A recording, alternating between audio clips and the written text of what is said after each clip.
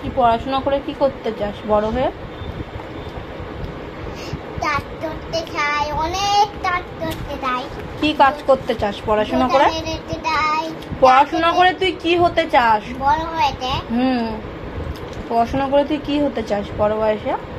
বড় বয়সে কাজ করতে চাই, দোকানে যেতে চাই।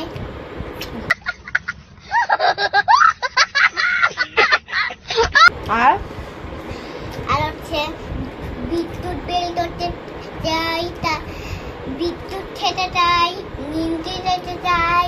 সে তো ছোটবেলাতেও এখনো তো খেতে পাচ্ছিস। বড় হয়ে পড়াশোনা করে তুই কি করতে চাস? আমি পড়াশোনা করে তুই কি করতে চাস? পড়াশোনা হয়ে